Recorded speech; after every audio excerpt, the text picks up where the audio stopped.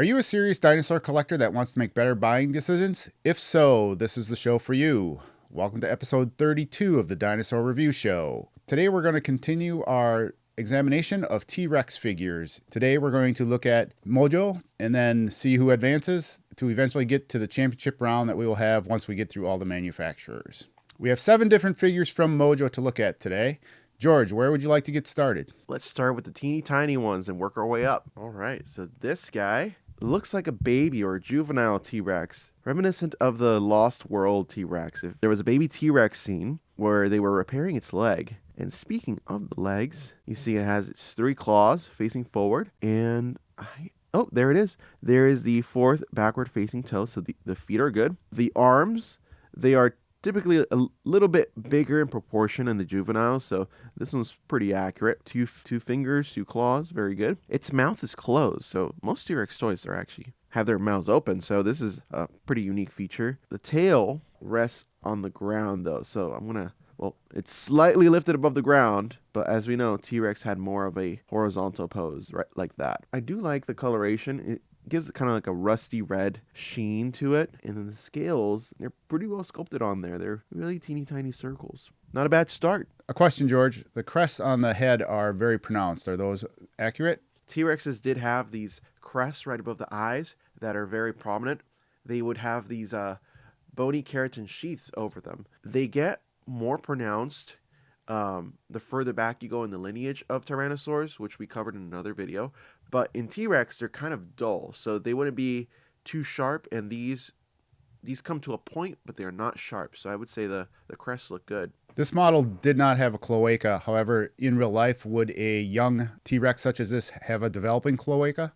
It would already have a fully developed cloaca. It would just grow with it in size. I'm ashamed of myself for not looking for that. And then last week we looked at the PNSO baby T-Rex, which was markedly different than this one, which had feathers, looked more like a baby bird. This really looks like a miniature version of an adult T-Rex. Would a T-Rex in its development stage gone through a stage such as this where it would look like this, really a mini adult? So there's this paper that asked this very interesting question. Where are all the medium-sized carnivores during T-Rex's time?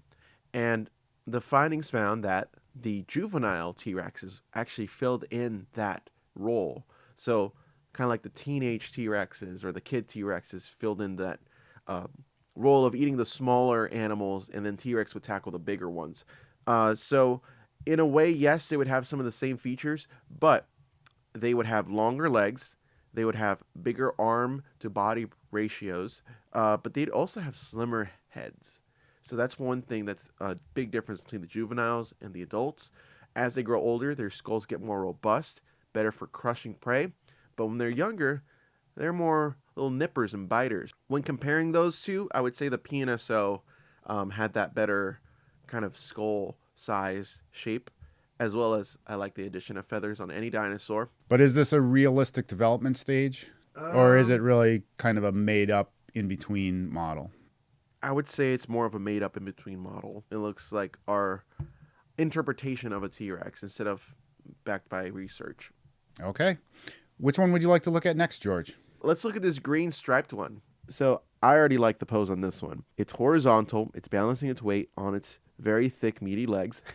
And its head has an opening jaw. The teeth are a little bit too big in proportion. We've got the bony crest we pointed out in the other figure there. They're more pronounced than this one. I think this was a more developed individual, maybe kind of like a halfway between a teenager and an adult. We call those subadults. The hands I do have an issue with. The juvenile before this had 2-fingered claws going this way. This one has them this way. Now, we've talked about it before. They don't do thriller. They do more like a grab hug kind of pose with their arms. So this guy is already off to a bad start with those. If we look underneath, no cloaca. Let's look at the toes. 1, 2, 3 forward, 1 backwards right there. That's good. The tail is very, very well defined. You can see the musculature. It doesn't come to a sharp tip, kind of more rounded out. So that is not as optimal for me.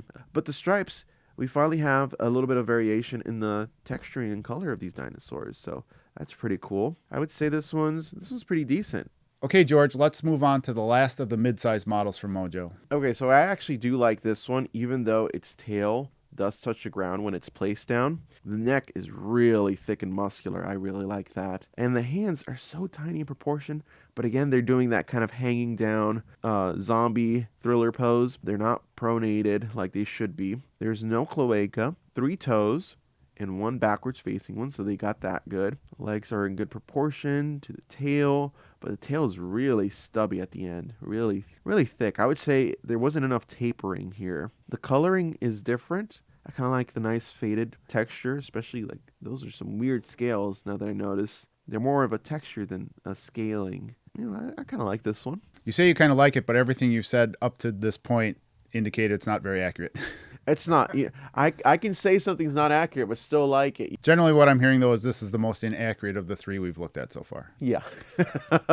Okay, George, we have 4 larger size models from MOJO to look at. Let's take a look at the brown one first. All right, so this one's kind of hunched over, similar to the previous one. Its jaw is not movable. It is in the open position, but I do like the color that they added inside. So I didn't see much color in the mouths of the other ones, but in this one, you really do get a sort of texture on the inside lining of the mouth. Its bony crests aren't as pronounced as the other ones. And arms are a little bit better. They are facing inwards instead of above. So if I turn it over, the claws are facing inwards versus down. The arms, though, are a little bit too big. They're almost the full length of the skull, which is not entirely accurate to T-Rex's arm proportions. The T-Rex's skull was about 4 feet long, and their arms were about the size of an adult human arm. And I've never heard of a human with 4 feet long arms. That'd be a good basketball player, though. I was going to say, who's the really tall, thin guy? Oh, that's true. He might have arms long. He easily had 4-foot arms. I forget his name. Boy. Well, we're not. This isn't a sports show. This is a dinosaur show. So we shouldn't have to know who that is. Yeah, we shouldn't. So don't give us a hard time in the comments. All right, let's move on to see if this guy has a cloaca. There's no cloaca. We have 3 toes facing forward and then 1 backwards facing one. That's an important feature to keep on T-Rexes and all dinosaurs. The tail is a good proportion. It does a good amount of tapering, but I don't like how it's down. So see, it touches the ground when you stand it up, and that's a big no-no for dinosaurs. So I'd say this is not my favorite so far. I'm going to put that in the very inaccurate pile. Okay, George, MOJO has 2 versions of what they call the hunting T-Rex. Let's take a look at those next. Let's start with the green one. So this guy looks very cool right off the bat. Like, look at those scales on the skull. Like, these do not look like they've seen good days. Like, this is a battle-worn T-Rex. They almost look scarred, but the teeth, I will say, are a little bit too big. But I do like that they have a distinction in size between them. That's a good feature because T-Rexes actually had different teeth in the front that they had in the middle and in the back. So that's a good distinction to make. The tongue here is attached all the way to the bottom. So this is accurate. There was a study done on the inside structure of T-Rex's jaw that showed that their tongues were very much like crocodiles and alligators, that they couldn't push them up very high or move them around like we can in our mouth.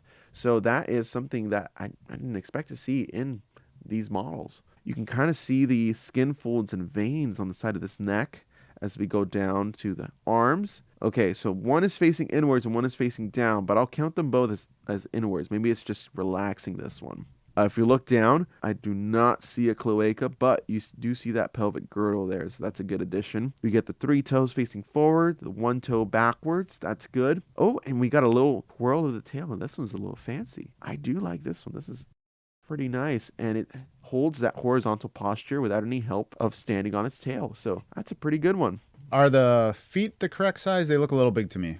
They are. Good thing to point out. So the feet are too big proportionally to the body. Dinosaurs walked on their toes, not their whole flat foot. That way, they were better runners, more efficient that way. Because the less time your toes or feet touch the ground, the faster you are. These are way too big. These feet are almost the size of the skull, and almost nothing is the size of the skull in a T-Rex. So yeah, that would be an inaccuracy there. And now we have the red one. This one, there's something about a red T-Rex that really looks cool. So it has all the same features. It's the same sculpt as the green one. But I will say the little bumps along the back are easier to see in this model now. So these are osteoderms, and they're colored a bit darker. I didn't quite see them that well in the other one, but this one, it looks almost like a Carnotaurus, really. Now, we don't have any evidence of T-Rexes having these bony armor plates on their back or anywhere, really. We only have skin samples from the neck, the back part of the hip, and some parts of the tail. So I would have to say that is inaccurate as far as we know, but I think it would be cool if they did have them. The teeth aren't as white on this guy. This guy didn't brush. I guess that's more accurate because dinosaurs didn't brush their teeth. The feet are the same. So no cloaca. Same curvature of the tail. Can still balance. That's good. I would say this is pretty good. A preference for the red versus green? Oh, go with the red. Yeah, this is pretty cool.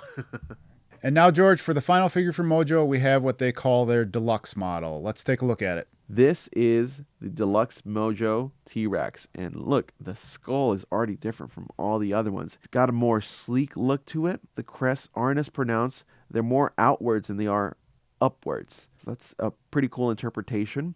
We don't know whether they were more upwards or outwards because when we find the fossils of the skull, they're kind of crushed. So it's hard to tell directional growth on those. This is a movable jaw that the Deluxe T-Rex has. The teeth are well shaped and proportional to how they would be in life. So bonus points on the teeth. They did the same tongue attachment too. Like the tongue is attached to the bottom. Although I really don't like that red color. It looks like it's bleeding inside. Maybe it ate something recently. And the arms are facing inwards. Look at that. They did their research and they're proportional to the rest of the body. That's really good. As far as the body goes, it looks very similar to the previous ones with those osteodermic bumps. The legs are very well muscled. The feet actually look a little bit smaller than the other ones, but they're still pretty big, probably for balance. We've got the 3 forward-facing toes and the 1 backwards-facing toe. Did they add a cloaca, though? No, they did not.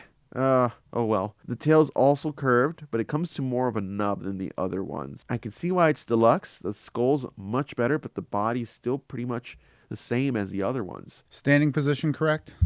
The standing position is correct. It is able to hold itself up without any issue, even with the big feet, even in the stepping pose. It works. Again, the osteoderms on the back, no proof for those?